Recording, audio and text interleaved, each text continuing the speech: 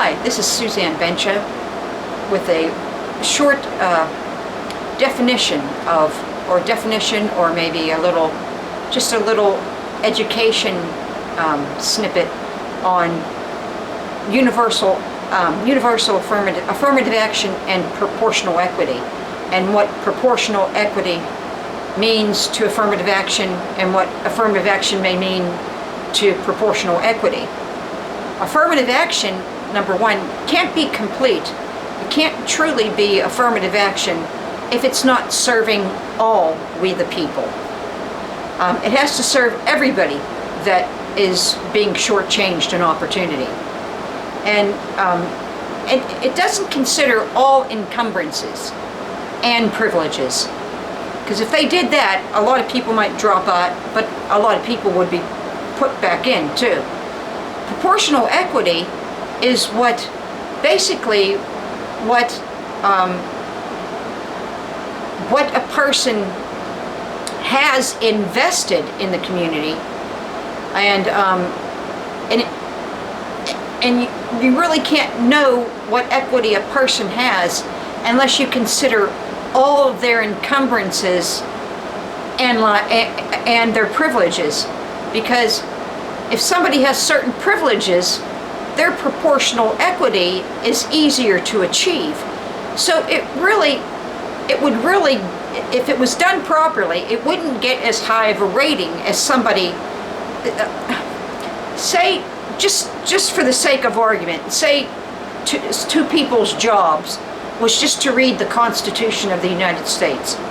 This might be something that a disabled person would be required to do, but there might be other people doing the same thing for reasons that are just superficial. You know, it's just for the sake of the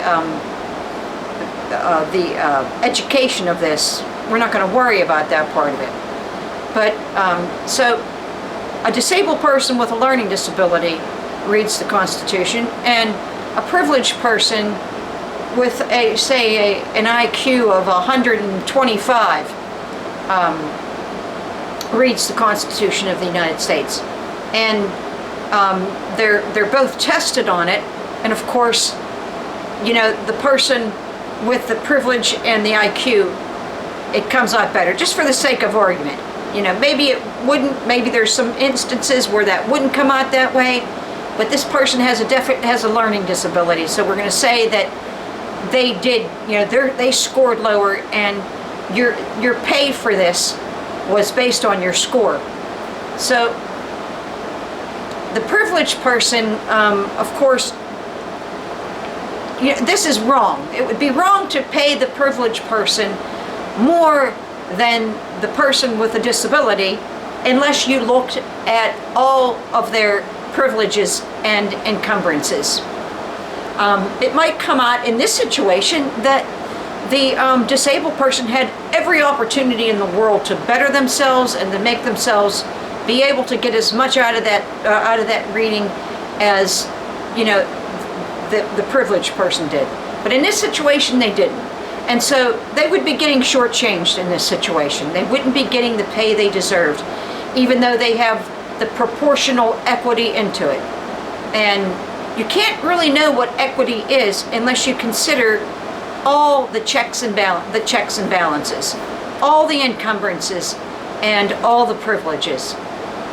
So all your assets and all your liabilities. And that's so extremely important to true affirmative action. That's why we need what I call universal affirmative action. We don't have to blame the past. We could just call it something different, act like we never heard of affirmative action before, and make it universal affirmative action. So it triages who is next in line for help based on all checks and balances, all assets and liabilities, all privileges and what's the other part? I forgot what the second part of that was when putting it in that perspective. So, and you can't be fair. You can't be fair to all people. And with all these things that are going to be coming up with the environment and all the changes we're going to have to make with it, it's going to be more and more important that we have a better triage, because they keep pushing, privileged people keep pushing their children ahead of so many people like myself. I grew up in a privileged family, but because of other factors, I have way more encumbrances than the rest of, not just because of my disability, but because I took the initiative to be a civil rights advocate since the time I was 5 years old. That became an encumbrance when people started unfriending me, because attaching themselves or to me would have been an encumbrance upon them for a job or something else, or some other opportunity. So I became, I became isolated and more abused because of it. And it's this kind of stuff that keeps privileged people ahead of people like me, and more the people that would be fighting for civil rights and better laws. But the environment stuff is going to push all this out of the way, and when meanwhile we need it more than ever, because the environment's going to, squeeze us more and more for money, and more than money should go. And, in my mind, the privileges children need to do an entry-level job for at least 4 years. I had at least 6 entry-level jobs, and I tried to grow up in a privileged family.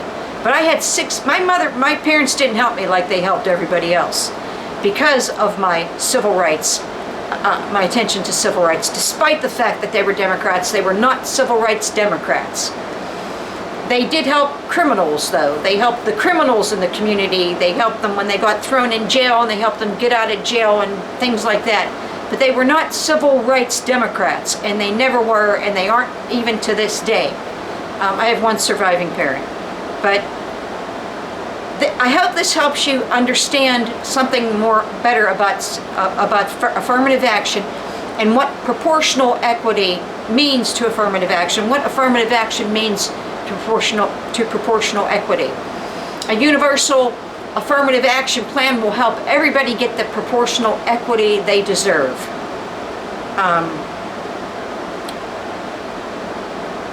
Okay, I think that's all I have on the subject. I wanted this to be a little more brief in this, since it's kind of a definition, but it's still a snippet compared to my other videos. So join us in the battle for universal affirmative action. Thanks for listening.